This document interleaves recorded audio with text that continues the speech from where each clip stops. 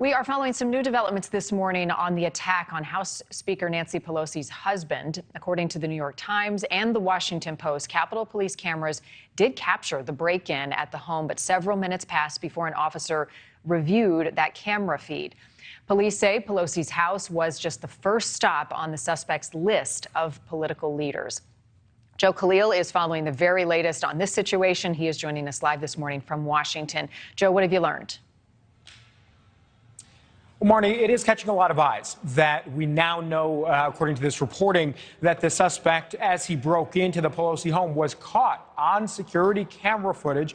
But in real time, the U.S. Capitol Police officers who were supposed to be monitoring those feeds 24 hours did not catch it until he was already at the home, until police had already arrived. Perhaps one reason why U.S. Capitol Police Chief Tom Manger says that at this moment they're going to need to provide more security, more resources to protect members of Congress simply because of the level of threats that pour into these congressional offices every single day. He says that it's the political climate right now that demands they do more. What specifically? He didn't say, because he says he didn't want to tip his hat to perpetrators potentially, but in a statement he elaborated a bit and said here, quote, "While progress has been made, there is still a lot of work to do. The department's long-term plans to expand our protective operations are already underway, their importance only emphasized by Friday's brutal attack." And Marni, we are also learning some more new and really disturbing details about the attack itself from the most recent court filing by San Francisco prosecutors. They say that Paul Pelosi's accused assailant, David DePape, told officers he was on a suicide mission. He broke into the Pelosi home.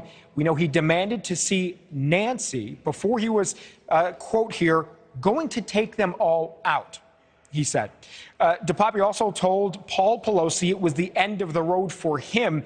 Eventually, DePape knocked the 82-year-old unconscious, and we know from these court filings as well that Paul Pelosi woke up about 3 minutes later in a pool of his own blood. Now, prosecutors say that based on the interview that DePape gave to police officers, his intention, they believe, was to target Speaker Pelosi, tie her up, interrogate her, and then, in his words, break her kneecaps as a signal to other lawmakers in Washington. And they also say that he told police he had other targets in mind, local and federal, beyond just Speaker Pelosi. So a lot there, Marni. We should say that as police arrested DePape, they also found with him zip ties and a white rope that he brought with him in addition to that hammer.